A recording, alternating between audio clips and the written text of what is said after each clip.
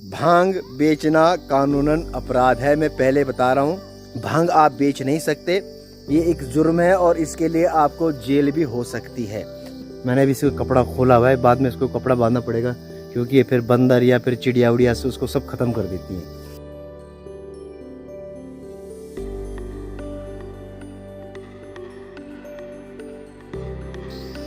Hello, नमस्कार, प्रणाम, स्वागत है आपका फ्रॉम देवभूमि उत्तराखंड। मैं इस टाइम अपने गांव में हूं और इस टाइम गांव का माहौल ही बहुत अच्छा है और आजकल यहां सब्जी की कमी नहीं है। हमारे पहाड़ों में बहुत अच्छी सब्जी होती है, बिल्कुल जैविक से कहते हैं ना, कोई भी पेस्टिसाइड यूज़ नहीं करते। हालांकि अब तो खेती करते नहीं है लोग, तकरीबन खेत सारे बांझ पड़े, लेकिन जो घर के आसपास को जो खेत हैं उनमें थोड़ा सब्जी वब्जी बो लेते हैं। मैं आपको दिखाता हूँ, यहाँ पे भांग बहुत ज़्यादा होती है। हमारे यहाँ भांग बोया भी जाता है, लेकिन भांग का एक रीज़न है यहाँ बोने का। यहाँ भांग में तो आपको पता ही नशा होता है। तो अभी मैं आपको दिखाता हूँ, भांग के पेड़ यहाँ बहुत ज़्यादा हैं और बड़े बड़े पेड़ होते हैं, बड़े बड़े पौधे, मतलब पौधे लगा लो, पेड़ तो नहीं पर पौधे होते हैं, बड़े बड़े लंबे लंबे पौधे होते हैं भांग के।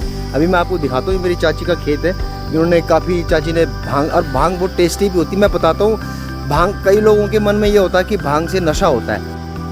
ये है भांग।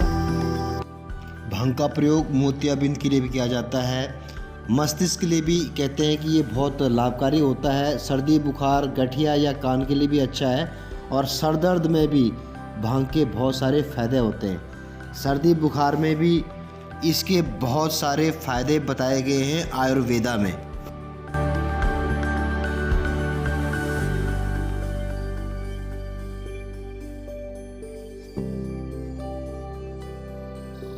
ये आप देख रहे हैं यहाँ पे, ये इसके बीज हैं यहाँ पे, और ये यही बीज हम लोग यूज़ करते हैं। सामने भी हैं भांग के पेड़ और ये हमारे पुश्तैनी मकान है गांव का।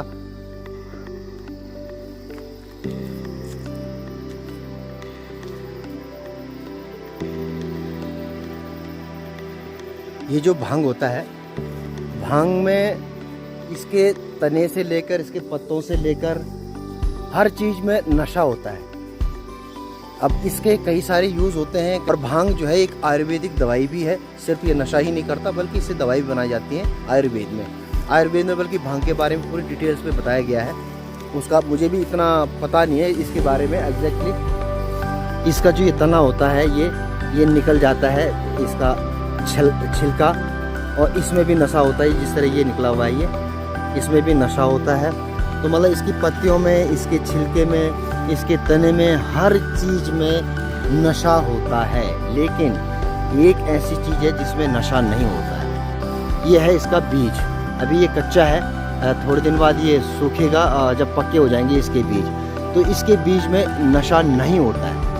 बहुत टेस्टी होता है। इसका जो बीज होते हैं वो भी मैं आपको दिखाऊंगा। अभी पक्के बीज हैं वो भी मैं दिखाऊंगा, और मैं बड़े शौक से खाता हूँ इसके बीज को।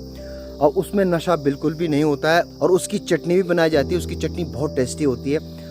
गांव में अक्सर उसको चटनी बनाने के ही काम आता है, उसका जो बीज होता है। ये हालांकि इसको बेचना इलीगल है, लेकिन अगर इसको कोई बेचना चाहे, कुछ खेती करना चाहे, तो इससे बहुत पैसा कमा सकता है। लेकिन भांग बेचना कानूनन अपराध है। मैं पहले बता रहा हूँ, भांग आप बेच नहीं सकते, ये एक जुर्म है और इसके लिए आपको जेल भी हो सकती है। मैं इसको प्रमोट नहीं कर रहा हूँ, मैं जस्ट आपको बता रहा हूँ कि भांग के क्या यूज़ होते हैं। और हालांकि सभी को पता है कि इसमें इसका क्या यूज़ होता है। इसमें नशे में जो नशेड़ी होते हैं वो चरस, गांजा, पता नहीं क्या क्या बनता है इससे, मुझे भी इतना एग्जैक्टली पता नहीं है। लेकिन हाँ, हम लोग इसको, हमारे गांव में इसको सिर्फ बीज के लिए ही बोया जाता है, ताकि बीज आगे हम उसकी चटनी बना सकें बीज की, और उसको कच्चा भी खा सकते हैं बीज को। मैंने बताया ना, मुझे बहुत टेस्टी लगता है इसका बीज। और मैं अक्सर जब गाँव आता हूँ तो मतलब जब होता है, गांव में होता तो मैं कम से कम 2-3 किलो लेके जाता हूँ अपने साथ में। और ये हमारे जो आसपास के शहर है, इनमें भी बिकता है, कम से कम 50-50, 60-60 रुपये किलो बिकता है उसका बीज। खैर, ये तो बहुत महंगा बिकता है। इसका जो नशा करते हैं उनको पता है इसका क्या कीमत है, लेकिन कीमत तो इसकी खैर बहुत ज़्यादा है।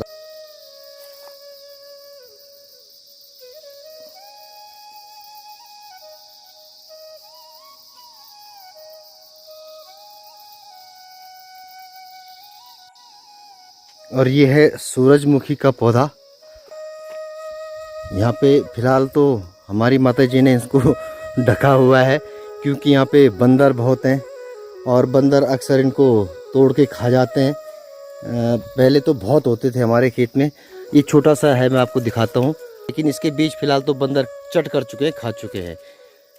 और ये है, ये छोटा है, ये भी मेरी मदर ने कपड़े से बांधा हुआ, इसको कवर कर रखा ताकि बंदरों से बचा रहे। हालांकि बंदर तो इतना शातिर होते हैं, उनसे कुछ बच नहीं सकता है। ये देखो, ये तोड़ दिया उसने, बंदर ने, ये सब बंदर ने तोड़े हुए। ये देखिए,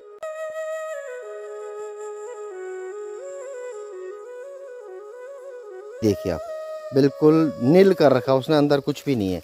एक पेड़ ये तोड़ा हुआ उसने सूरजमुखी का, और एक पेड़ ये तोड़ा हुआ उसने सूरजमुखी का। इसके बीज भी वो चट कर चुका है, खा के देखिए। सनफ्लावर इसको इंग्लिश में बोलते हैं। इसकी खासियत है, वहाँ से जो है सनराइज होता है सामने से, उस पहाड़ी के पीछे से। और ये जो पौधा होता है सूरजमुखी का, ये जहाँ से सूरज उगता है उधर की तरफ ही इसका मुंह होता है। मैं इसको भी खोलना नहीं चाहता, क्योंकि ये फिर बांध रखा, बड़ी जतन से बांधा हुआ है, को पकने में भी टाइम लग जाता है। मैंने भी इसको कपड़ा खोला हुआ है, बाद में इसको कपड़ा बांधना पड़ेगा।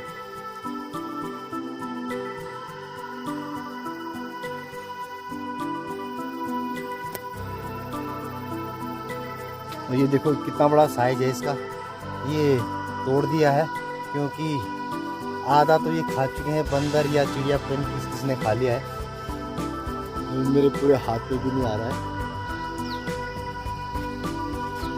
ये कितना बड़ा है, बिल्कुल सुदर्शन चक्र की तरह। भगवान श्री कृष्ण का सुदर्शन चक्र ऐसे होता है ना। और इसका जो बीज होता है, ये बीज भी इसका काफ़ी टेस्टी होता है। ये देखो, मैं निकाल के दिखाता हूँ। ये इस तरह के इसके बीज होते हैं। ये